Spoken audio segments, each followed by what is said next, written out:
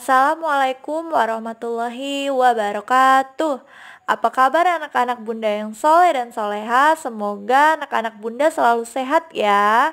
Dilimpahkan kesehatan oleh Allah Subhanahu wa Ta'ala. Untuk mendapatkan keberkahan pada pelajaran kita hari ini, marilah bersama-sama kita melapaskan basmalah. Bismillahirrohmanirrohim. Hari ini kita masih mempelajari tema 3, peduli terhadap makhluk hidup. Subtema 2, keberagaman makhluk hidup di lingkunganku. Nah, kita memasuki pembelajaran 1 ya. Apakah anak-anak bunda sudah siap belajarnya? Siap ya?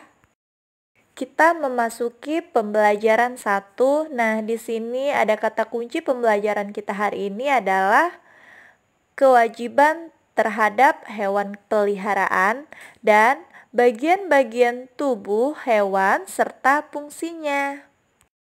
Jadi, tujuan pembelajaran kita hari ini adalah yang pertama, menjelaskan kewajiban terhadap hewan peliharaan. Yang kedua, menjelaskan bagian-bagian tubuh hewan serta fungsinya. Nah, hari ini kita akan mempelajarinya ya.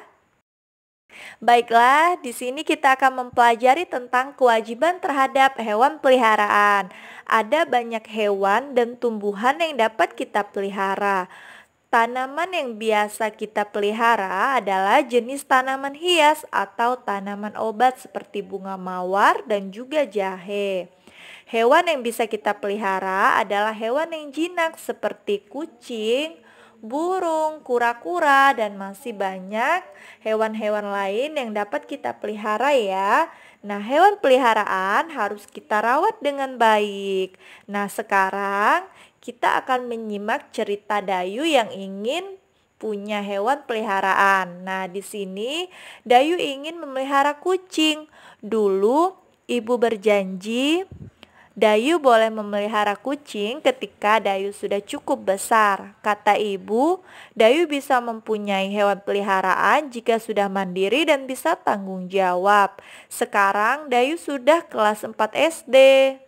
Senang sekali hatinya ketika suatu hari ibu memberinya izin untuk memelihara seekor kucing. Setiap sore kucing belang berwarna hitam coklat itu berkeliaran di halaman rumah Dayu. Dayu memberinya nama si Mungil, sesuai dengan tubuh mungilnya. Benar kata ibu, ternyata memelihara hewan membutuhkan tanggung jawab. Seandainya Dayu masih kecil, belum mandiri, dan belum bisa mengurus dirinya sendiri, tentu si mungil menjadi tidak terurus. Setiap hari, Dayu bertanggung jawab untuk memberi makan si mungil. Dayu juga harus menjalankan kewajiban untuk membersihkan kotoran si mungil. Ibu juga meminta Dayu untuk rutin membersihkan keranjang tidur si mungil. Dayu pun menjalankannya dengan senang hati. Ia sayang pada si mungil. Dayu tahu ia harus memberi hak si mungil untuk hidup terurus, nyaman, dan senang tinggal bersama Dayu. Ibu memberi Dayu hak memelihara hewan. Dayu pun harus menjalankan kewajiban untuk mengurus kebutuhan si mungil. Nah, itu tadi adalah cerita Dayu dan hewan peliharaannya. Nah, sekarang bagaimana menurut kalian? Apakah Dayu sudah merawat peliharaannya dengan baik? Iya, benar. Dayu sudah memelihara hewan peliharaannya dengan baik. Dayu memberi makan, memberi minum, membersihkan kotoran, memandikan si mungil, dan juga membersihkan kandangnya. Sekarang, apakah Dayu sudah mendapatkan haknya? Iya, benar. Dayu sudah mendapatkan haknya, yaitu dapat memelihara kucing. Nah, sekarang apakah Dayu sudah melaksanakan kewajibannya? Iya, benar sekali. Dayu sudah melaksanakan kewajibannya merawat kucing dengan baik. Nah, sekarang apakah Dayu sudah melaksanakan hak dan kewajibannya secara seimbang? Iya, benar. Dayu sudah mendapatkan haknya dan melaksanakan kewajibannya secara seimbang. Yaitu, Dayu dapat merawat kucing dan Dayu sudah melaksanakan merawat kucing dengan sangat baik. Jadi, Dayu sudah mendapatkan haknya untuk memelihara kucing dan juga sudah melaksanakan kewajibannya merawat kucing dengan baik, yaitu memberi makannya, memberi minum, membersihkan kandangnya, dan juga memandikan hewan peliharaannya. Nah, sekarang di sini ada tabel hak yang kita dapatkan ketika memelihara hewan peliharaan dan kewajiban yang kita lakukan ketika memelihara hewan peliharaan. Yang pertama, hak yang kita dapatkan dari memelihara hewan yaitu mendapatkan izin memelihara hewan atau bermain dengan hewan peliharaan. Yang kedua, hilangnya rasa kesepian atau ada hiburan. Kalau misalkan kita ada hewan peliharaan, berarti ada hiburan kita di rumah yang membuat hati kita menjadi senang. Kemudian, mendapatkan rasa senang melihat keindahan hewan peliharaan yang kita miliki di rumah. Kemudian, sekarang, kewajiban yang kita lakukan ketika memelihara hewan yang pertama, memberi makan dan minum secara rutin. Yang kedua, rajin membersihkan kandang dan hewan peliharaannya ya. Yang ketiga, memberi perhatian dan kasih sayang untuk hewan peliharaan kita. Nah, jadi itu adalah hak yang kita dapatkan ketika kita memelihara hewan peliharaan dan kewajiban yang harus kita lakukan untuk memelihara hewan peliharaan kita. Dampak jika kamu melaksanakan kewajiban terhadap hewan peliharaan. Nah, yang pertama itu ada kewajiban. Kewajiban kita yaitu memberi makan secara rutin. Terus, rajin membersihkan kandang hewan peliharaan. Kemudian, rajin memandikan hewan peliharaan. Nah, di sini ada dampak bagi hewan. Kalau kita melaksanakan kewajiban kita, maka hewan menjadi kenyang dan sehat. Yang kedua, hewan menjadi nyaman tinggal di dalam kandang. Jika kita rajin memandikan hewan peliharaan, maka hewan jadi terurus dan juga bersih. Kemudian di sini ada dampak bagi lingkungan sekitar jika kita melaksanakan kewajiban kita.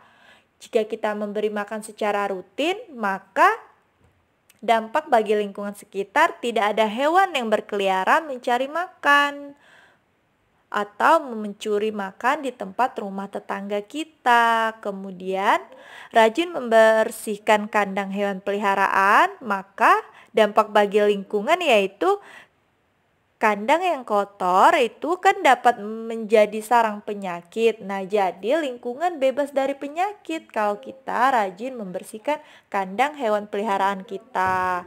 Kewajiban kita rajin memandikan hewan peliharaan, maka lingkungan akan bersih dan enak dilihat. Jadi, kewajiban merawat hewan peliharaan itu sangat penting ya, karena kebersihan dan kesehatan hewan peliharaan berpengaruh juga pada lingkungan sekitar dan hewan tersebut. Jika hewan peliharaan kita kotor, maka hewan tersebut akan mudah sakit dan dapat menularkan penyakit kepada kita ataupun hewan lain. Bahkan lingkungan akan terasa tidak nyaman. Oleh karena itu, memandikan, merawatnya dan mengobati hewan peliharaan saat sakit sangat penting untuk kita lakukan. Nah, tadi kita sudah mempelajari tentang kewajiban kita terhadap hewan peliharaan kita. Nah, pasti anak-anak bunda di rumah ada hewan peliharaan ya. Ada kucing, ataupun ada kura-kura, ataupun ada burung. Nah, sekarang kita akan mempelajari tentang bagian tubuh hewan dan fungsinya. Nah, sekarang di sini ada hewan apa? Iya, benar, ada burung. Pasti salah satu anak-anak Bunda di rumahnya pasti ada hewan peliharaan burung ya. Nah, di sini kita akan mempelajari tentang bagian-bagian tubuhnya dan fungsinya. Nah, yang pertama, coba anak-anak Bunda lihat. Yang pertama ini ada apa? Iya, benar. Yang pertama itu ada paruh. Itu yang dinamakan paruh. Fungsinya untuk mengambil makanan. Kemudian yang kedua di sana ada apa? Ada apa itu? Iya benar, itu ada sayap yang berfungsi untuk burung bergerak untuk terbang. Kemudian yang ketiga, coba yang di bawah yang nomor 3, ada yang tahu nggak itu apa? Iya benar, itu ekor burung. Berfungsi untuk apa? Benar sekali, untuk menjaga keseimbangan saat burung terbang. Yang keempat, coba lihat yang di bawah sekali itu ada apa ya yang nomor 4? Benar, itu adalah cakar yang berfungsi untuk mencengkram mangsanya atau yang mengganggu burungnya ya. Yang kelima, di sini yang paling atas ada apa? Iya benar, di situ ada mata. Mata burung berfungsi untuk apa? Benar sekali, untuk melihat, sama seperti kita. Mata berfungsi untuk melihat. Nah, itu tadi adalah bagian-bagian tubuh dan fungsi pada burung. Setiap jenis hewan memiliki bagian tubuh yang berbeda-beda ya. Akan tetapi ada juga beberapa hewan yang memiliki ciri-ciri yang hampir sama. Jadi, kesimpulan pembelajaran kita hari ini adalah ketika kita mempunyai hewan peliharaan, kita wajib merawatnya. Ketika kita merawatnya dengan baik, akan membuat hewan peliharaan kita sehat. Misalnya memberi makan, memberi minum, membersihkan hewan peliharaan, memberikan tempat yang bersih, dan juga mengobati jika sakit. Kemudian menyayangi dengan penuh kasih sayang hewan peliharaan kita.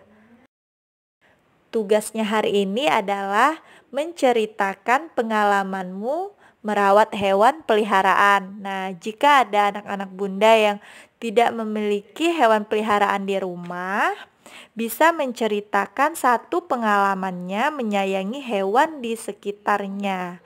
Nah, tulis di bukunya ya, tulis dengan rapi, ceritakan pengalamanmu. Setelah itu, langsung kirim ke WA Bunda ya. Baiklah, cukup sampai di sini pembelajaran kita pada hari ini.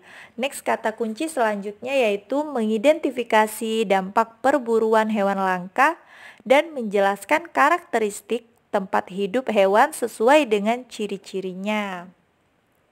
Semoga pembelajaran kita hari ini bermanfaat ya, dan anak-anak Bunda mengerti apa yang sudah Bunda jelaskan. Jazakumullah khair atas perhatiannya. Wassalamualaikum warahmatullahi wabarakatuh.